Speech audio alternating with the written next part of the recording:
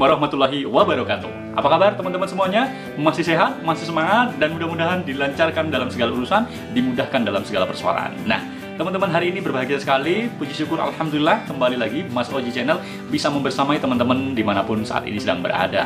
Dan saya bersyukur juga mengucapkan terima kasih atas segala dukungan dari teman-teman semuanya untuk mensupport channel ini agar tetap lebih berkembang dan bermanfaat untuk orang banyak. Mas Oji Channel, teman berbagi, motivasi, dan inspirasi. Baik, dan saya mengucapkan terima kasih atas segala dukungan, support, dan apapun itu sehingga membuat channel ini terus berkembang dan bisa bermanfaat untuk orang banyak. Dan hari ini saya bersyukur karena hari ini ada sesuatu yang bisa kita sharingkan kembali. Sama seperti biasanya, hari ini kita ingin sharing dengan teman-teman untuk menebarkan motivasi dan inspirasi buat kita semuanya. Dan hari ini, apa yang ingin kita bahas? Sesuatu yang penting, yaitu bagaimana menghadapi masalah. Nah teman-teman, kalau ditanya teman-teman punya masalah nggak? Hampir semuanya manusia di dunia ini pasti ada masalah. Masalah kecil, masalah besar, ya, yang kita hadapi. Nah, sejauh mana kita bisa mengelola diri kita untuk menyelesaikan masalah demi masalah? Yuk, kita hari ini sharing tentang 5 cara menghadapi masalah. Namun sebelumnya, buat teman-teman yang baru saja bergabung, yuk dukung channel ini biar tetap berkembang dan bermanfaat untuk orang banyak.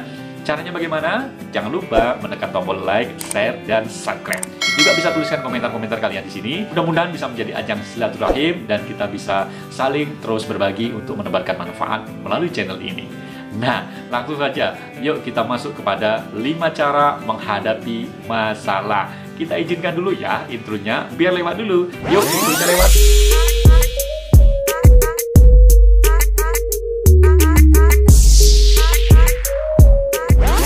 Teman-teman, ke pembahasan hari ini bagaimana menghadapi masalah. Sebelumnya kalau ditanya siapa yang punya masalah hari ini, hampir semuanya mengatakan saya punya masalah. Nah, bagaimana masalah-masalah kita ini bisa kita kelola? Hidup ini penuh dengan masalah, penuh dengan ujian, penuh dengan cobaan. Kalau hidup tanpa masalah rasanya nggak ada. Nah, namanya manusia pasti ada masalah-masalah yang harus kita hadapi. Kuncinya adalah bagaimana kita menghadapinya, bagaimana kita menyelesaikannya. Masalah ibarat sebuah guru yang mengajarkan kepada kita untuk menjalani kehidupan ini lebih baik lagi. Dengan masalah kita akan mendapatkan banyak hal, diantaranya pengalaman, kemudian suka, duka, pelajaran agar hidup ini menjadi lebih berarti. Nah, tentu saja masalah tidak boleh kita biarkan. Masalah harus kita hadapi. Tapi bagaimana caranya menghadapi? Yang pertama, apa? Menghadapi masalah dengan pikiran yang tenang. Nah, kadang kita menghadapi masalah ini tidak siap dengan pikiran kita. Kita menjadi kalut, kita menjadi bingung, dan sebagainya. Nah, kunci pertama ternyata adalah menghadapi masalah itu dengan tenang, pikiran yang tenang. Bagaimana pikiran yang tenang itu? Tentu harus ada manajemen hati. Bagaimana kita bisa mengelola hati dan pikiran kita agar tetap tenang. Tetap tenang dengan masalah-masalah yang ada. Karena apa teman-teman? Kita tidak akan bisa menemukan solusi jalan keluar dari masalah itu kalau pikiran kita kalut, kalau pikiran kita ini nggak tenang, apalagi penuh dengan emosi. Jadi, selesaikan masalah itu dengan menata hati dan pikiran kita agar tetap tenang. Dengan pikiran yang tenang, kita akan bisa berpikir, kemudian bisa mencari jalan keluar itu agar masalah ini clear. Kita urai masalah-masalah yang ada dengan cara memikirkannya dengan betul, dengan konsentrasi, sehingga tidak boleh pikiran kita kalut, dibuat kalang kabut karena ada masalah-masalah itu. So, berpikirlah dengan tenang dan jangan sampai kita kalah dengan pikiran-pikiran kalut dan sebagainya. Nah, bagaimana agar hati kita tetap tenang, pikiran kita tetap tenang? Nah, perlu rasanya kita menyiapkan waktu untuk berada di tempat yang lebih tenang. Yang punya masalah, kadang-kadang kita perlu waktu khusus untuk menyendiri di tempat yang lebih tenang. Itu fungsinya agar apa? Agar pikiran kita tetap tenang. Jadi teman-teman, kalau punya masalah, jangan sampai kalut, sisihkan waktu, siapkan waktu untuk berada di tempat yang tenang agar pikiran kalian tetap tenang. Yuk, tetap tenang menghadapi masalah. Yang kedua, teman-teman, yang kedua dalam menghadapi masalah ternyata kuncinya adalah sabar menemukan titik permasalahannya.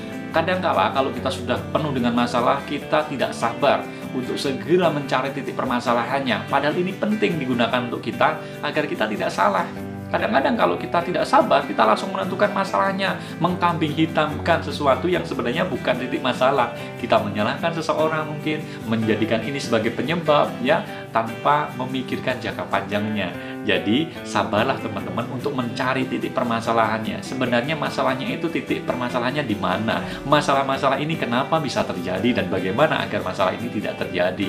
Kita cari titik permasalahan ini dengan sabar, dengan tidak menggunakan emosi.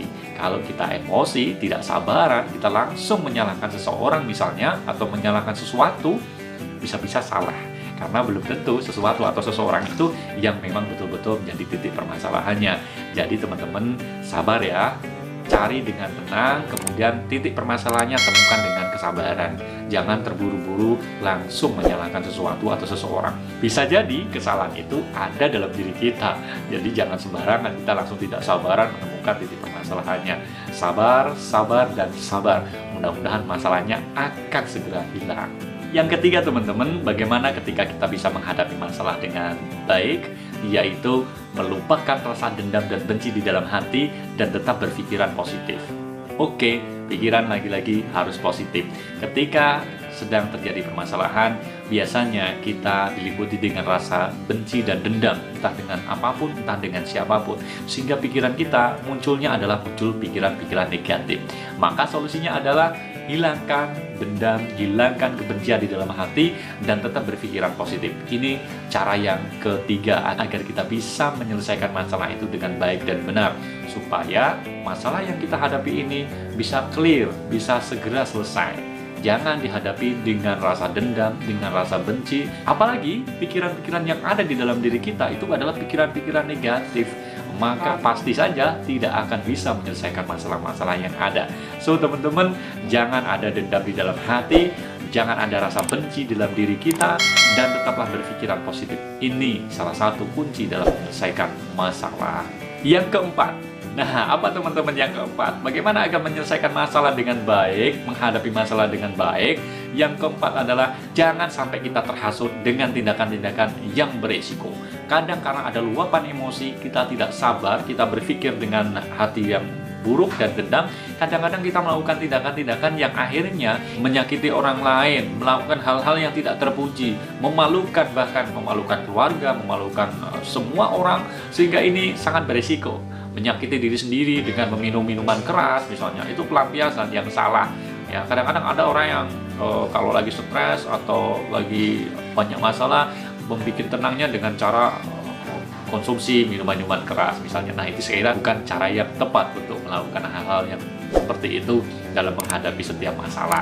So, teman-teman, jangan telah terpengaruh dengan emosi yang sesaat sehingga kita melakukan tindakan-tindakan yang tidak terpuji, tindakan-tindakan yang berisiko tinggi, yang dampaknya lebih buruk, menimbulkan masalah-masalah yang baru bagi kita.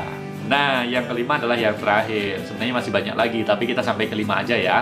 Yang kelima, ketika menghadapi masalah adalah tingkatkan ibadah dan berdoalah kepada Allah Subhanahu wa Ta'ala, minta penyelesaian jalan keluar dari masalah yang ada. Sering kita lupa untuk yang nomor 5 ini. Ketika sedang ada masalah, harusnya kita harus lebih dekat dengan Allah, harus rajin untuk beribadah.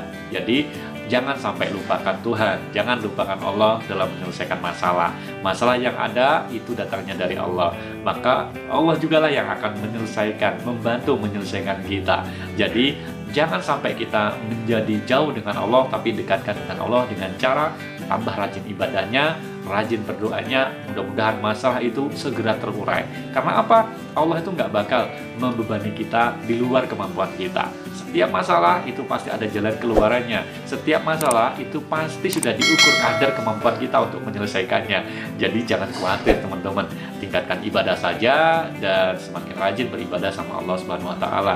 Pasti masalah-masalah itu bisa terurai satu persatu dan clear, selesai, sehingga kita bisa terbebas dari masalah-masalah yang ada. Dan percayalah teman-teman bahwa masalah-masalah yang ada itu biasanya akan berakhir dengan indah.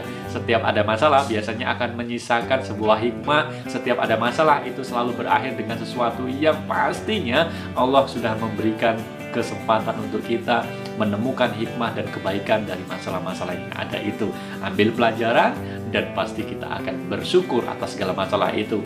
Untung ada masalah, kalau nggak ada masalah kita nggak terlatih untuk menghadapinya. Untung ada masalah, kalau nggak ada masalah kita tidak tahu jalan keluarnya. Selalu diambil hikmahnya, selalu berpikiran positif. Nah, itulah teman-teman yang kelima, yaitu tingkatkan ibadah dan jangan pernah lupa dengan berdoa. Nah teman-teman, itu tadi sudah kita sharingkan 5 cara bagaimana menghadapi masalah. Cara menghadapi masalah mungkin banyak ya, caranya banyak, solusinya banyak, kuncinya banyak. Kita hanya sharingkan 5 saja, ini bagian dari yang mungkin bisa kita ambil sebagai rekomendasi ketika ada masalah-masalah yang mendera diri kita. So, pilihannya ada pada diri kita, mau menghadapi masalah atau lari menghindar dari masalah. Pasti orang yang baik adalah orang yang berani dengan menghadapi masalah itu, menyelesaikannya dengan baik.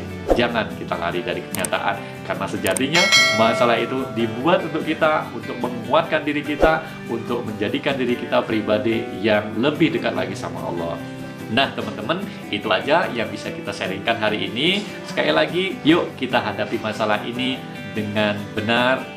Jangan sampai kita salah mengambil tindakan untuk menyelesaikan masalah, justru tidak akan pernah selesai masalah-masalah itu.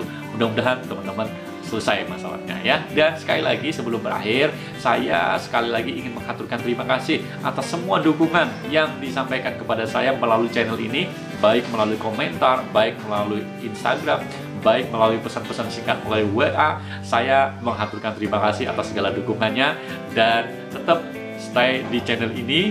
Kita akan terus sampaikan kebaikan-kebaikan, kita akan share berbagai macam inspirasi, motivasi, mudah-mudahan bisa terus menebarkan kemanfaatan bagi orang banyak. Sekali lagi terima kasih atas segala dukungannya.